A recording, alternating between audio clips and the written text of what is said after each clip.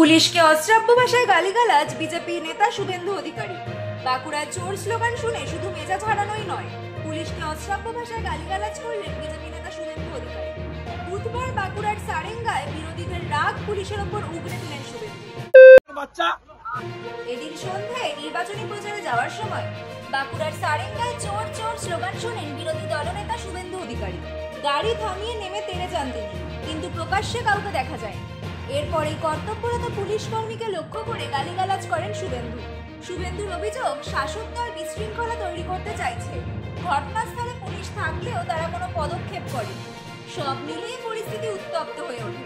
সেই সময় ওই এলাকায় বাঁকুড়া মহিলা তৃণমূল কংগ্রেসের একটি প্রচার সভা চলছিল।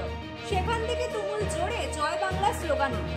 রাজনৈতিক মহলের মতে ওই আওয়াজ শুনেই খেপে যান শুভেন্দু।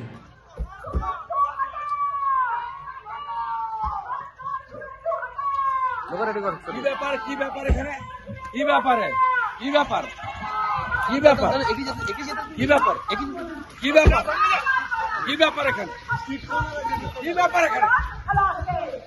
ব্যাপার এখানে?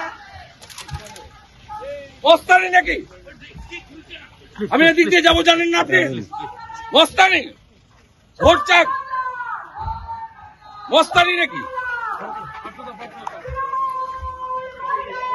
মস্তানি আমার সঙ্গে, মস্তানি আমার সঙ্গে, মস্তানি আমার সঙ্গে, মস্তানি আমার সঙ্গে, মস্তানি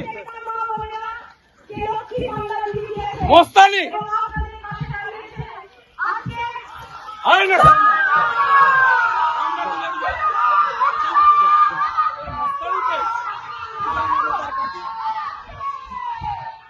আমার আপনারা করছেন মমতা পুলিশ, কি বলবেন এই পুলিশের জন্য? মমতার পুলিশ আমি ভয় পাই নাকি এদের?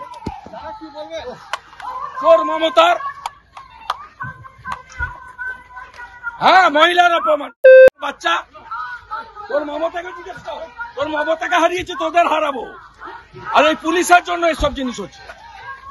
এই পুলিশ সাফ করবে জনগণ, জঙ্গল মহলের জনগণ সাফ করবে, এদের গেড়ু তুলবে পিসি ভাইপো।